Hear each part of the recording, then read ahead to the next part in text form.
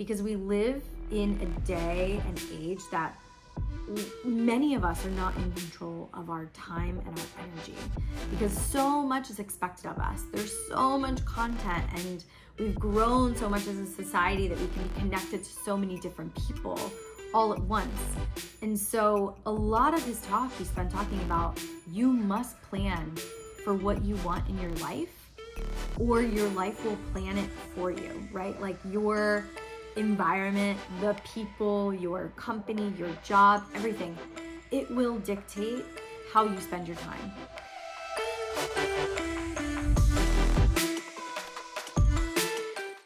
So I used to call this relationship goals, and that's like my relationship with myself, my relationship with my husband. What do I want to create for the new year?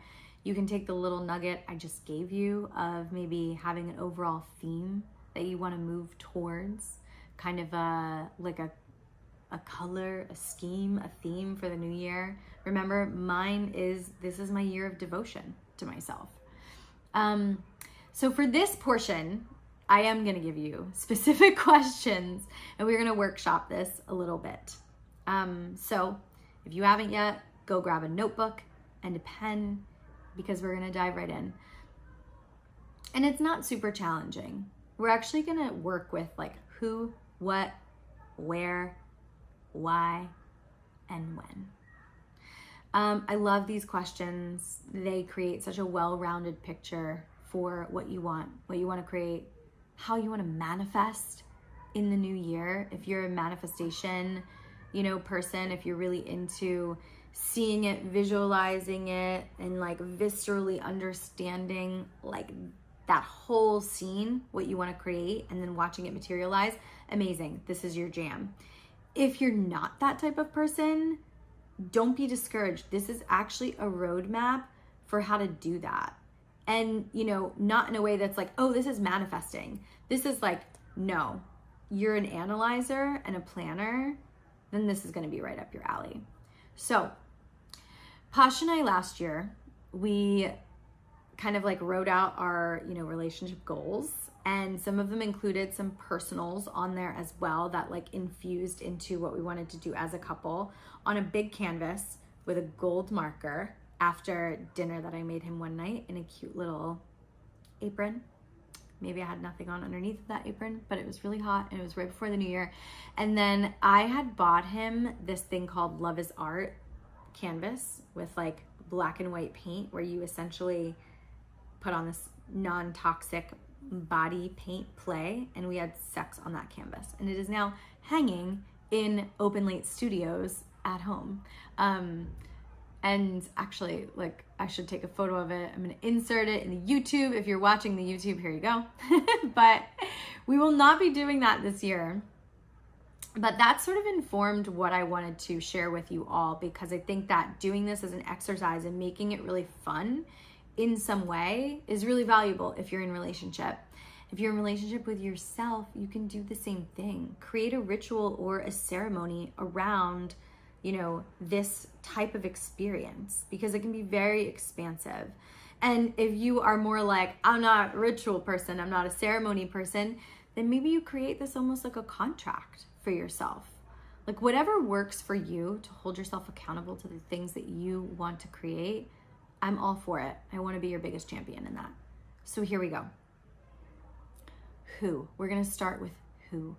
Who do you want to be in 2023, right?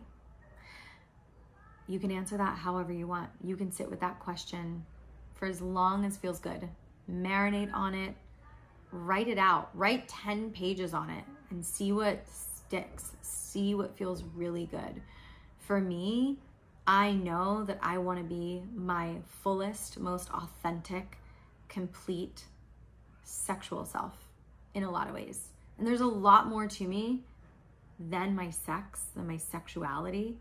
But what I've realized, especially in doing this podcast, one of the greatest gifts has been that I hid my sexuality for such a long time. I put it on the back burner for such a long time. I never centralized it. I don't even centralize it on this show really, because, I said it once and I'll say it again. This is a personal development show masquerading in sexy lingerie. And I love that.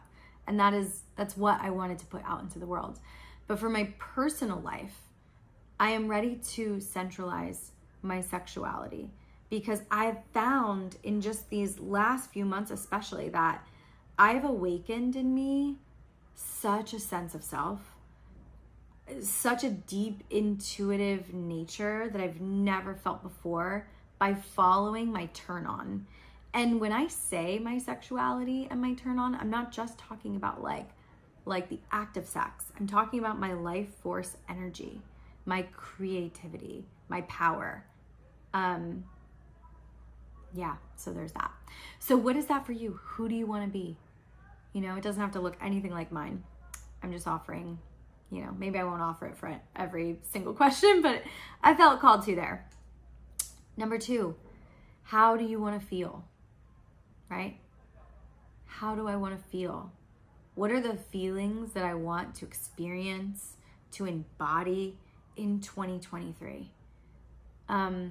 Interesting fact about me, as I became polyamorous, as I understood that I was polyamorous in nature, I had an incredibly heartbreaking experience with Lauren.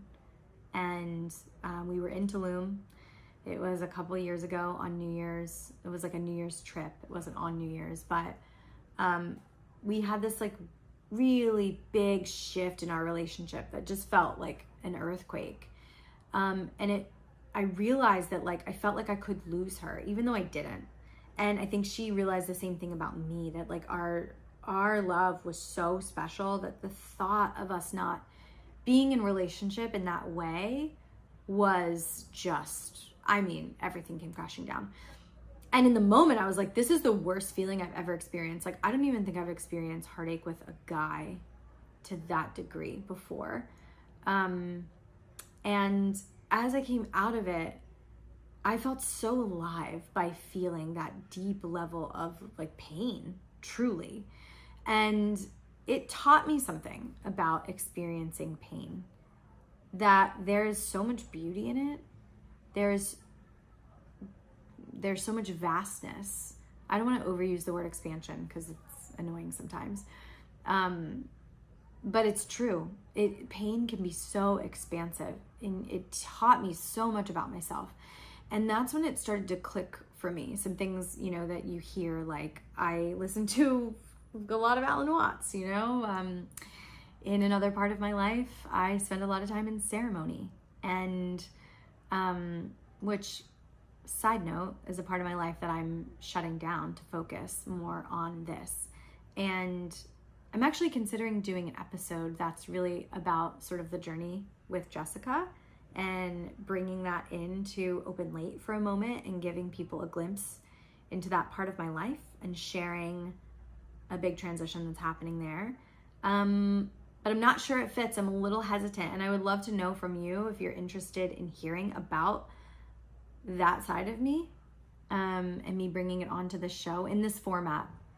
And maybe doing like a catch up with Jessica, that's not like Open Late Jessica. Let me know. Maybe I'll do a poll and see if that's something that people want. So when I bring it back to this question, how do I want to feel? I think about that because I don't want to just feel good all the time. If I did that, I wouldn't be experiencing my full humanness. I wouldn't be accessing all that I have and all that I came here for. I chose this life. I chose this experience. I believe that wholeheartedly, that we come in with a plan.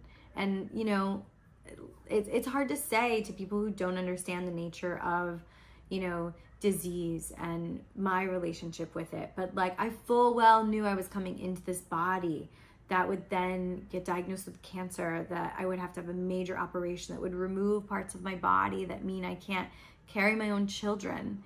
And so sure, at the time, was I like that woke that I was like, oh yeah, this is all part of the plan? No, but there has always been a level in me that has trusted, you know, whatever happens is for me, not to me. I'm in the driver's seat. Some version of me, some very high up version of me knows what's happening and, you know, has got things under control. So anyway, how do I want to feel? I want to feel all of it. And so for me, when I wrote about this, I wrote like, okay, I want to be in right relationship with all of my feelings. I'll let you sit on that one. What do you want to do? This is what most people focus on when you think about setting goals for the new year, right? It's like, yes, I want to go to South Africa this year and I want to go on safari. You know, I want to go see the Northern Lights. I want to have babies. In fact, I want to have twins. I don't want to just have a baby. I want to have two. You know, I want to have like the most like hot, earth-shattering love-making that I've ever had before, right? These are all like the to-dos. This is the list. This is the most fun I think people find in setting goals. And so let yourself play. Let yourself really just go there. Whatever you want. This is your list and you don't even have to share it with anybody. What do you want to do? Or what do you want to accomplish? And this is with yourself and with others, you know, all the consenting adults in your life. Where kind of lends itself, or I think takes a little bit from like, what do you want to do? It's like, where do you want to do it also? But the other part of where is like, think about the spaces that you want to spend a lot of time in. For me, when I did my where this year, it was like, oh, okay, like where? I spend a lot of time in my home. Are there areas in my home that I can make more of a sanctuary for myself? Or that I can make cozier, that I can make feel, you know, a different way. We are building a nursery in preparation to like start a family. So part of my where is like, okay, what do I want that space to look and to feel like? And what do I want to do in there? What are the goals? So my where includes a lot of that. So the last thing, I'm actually going to make the most important part and piece of this puzzle of, you know, planning for the new year is when. When is the biggest hurdle for most of us? I recently went to an event with Pasha in Austin and we heard Jesse Eitzer. Please forgive me if I am not pronouncing his name right. But he was the keynote speaker and I was really blown away. Like I didn't know much about this guy before. Pasha had read the book Living with a Seal and really loved it. But that's like the limited knowledge that I had about this guy. And I was blown away by his keynote and Q&A because it was really focused on like taking back and owning your time. Because we live in a day and age that many of us are not in control of our time and our energy because so much is expected of us. There's so much content and we've grown so much as a society that we can be connected to so many different people all at once. And so a lot of his talk, he spent talking about you must plan for what you want in your life or your life will plan it for you, right? Like your environment, the people, your company, your job, everything, it will dictate how you spend your time unless you take control of that. And that hit me like a ton of bricks. And I really thought about how in my life I spend time with people that I don't really want to. Not because I don't like those people. I love those people a lot. But I'm usually sacrificing time with myself, time with someone that I actually want to spend more time with that goes on the back burner because I know that they don't mind, right? Like I think about this a lot, like even with Lauren, you know, we put our business ahead of our relationship a lot of the time. And we didn't plan a ton for quality time. And I think our intimate relationship suffered in so many ways because that's like a learning, right? That's like something I wrote out as maybe a failure that I want to do differently in the new year. I'm not making myself wrong or bad for it. It's just like, oh, cool. I'm glad I'm having this check-in with myself. And so your when must be calculated. And he wrote, like, take a calendar. You want to go on vacation this year? Great. Block it out right now. You want to go on a date every single week with your partner or partners? Put it on the calendar now. I'm doing the artist's way right now, and I'm having an artist date once a week. You best believe I put that on the calendar. Now, you're probably thinking, okay, like, how do I know where I'm going to be? Like, I want to take this trip in August. It's December. Like, I can't exactly put it on the calendar because I need to, like, figure out the other people that are going to come with me like on it. Or, you know, I want to do this writing workshop, but I don't even know when it is. I don't even know who I want to like study with.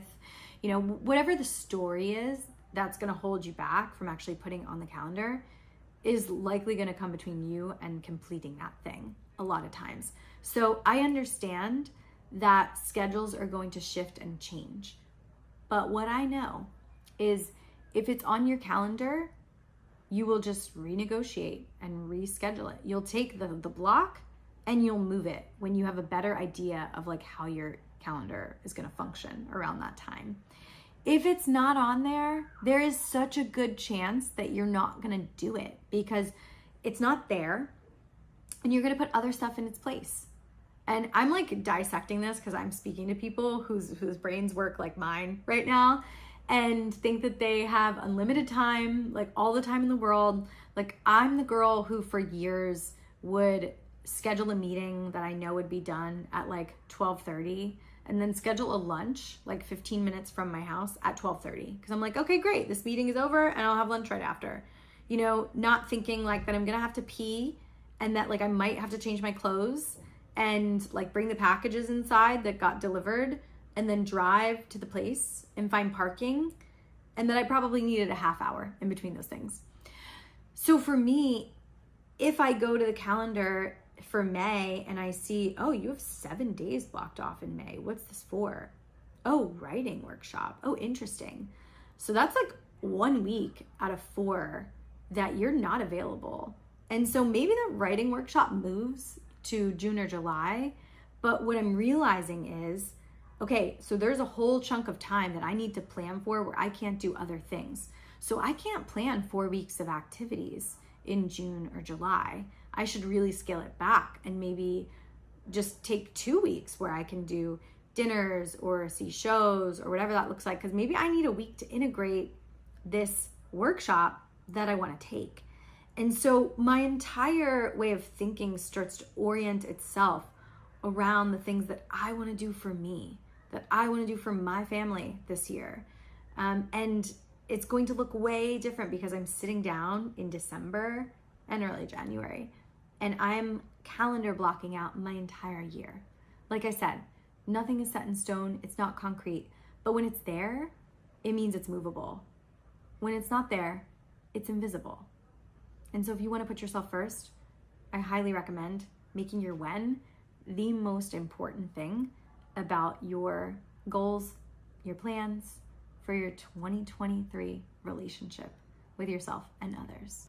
My loves, what an episode to digest. I hope that you are going to take away so much value from this. Definitely treat this, planning as an experiment for yourself. Like what works for me and what I'm telling you, maybe verbatim isn't going to work for you. So make it your own. That's my favorite thing, is when I've had like friends and clients tell me, oh, okay, I did this and I tweaked it a little bit and now it's like a staple in my life and I can't live without it. I truly always want you to just get the most out of your life, your love life, your relationships, your career. So bring your whole self to all of that in 2023. And I can't wait to see where we go and grow together as a community. As always, don't hesitate to leave your feedback. You can do it in the reviews or the comments on Apple, Spotify, YouTube. Make sure you are subscribed to the podcast in any of the places that you listen to it. And have an amazing holiday and a very happy and sexy New Year. I love you all. I'll see you in 2023. Mwah!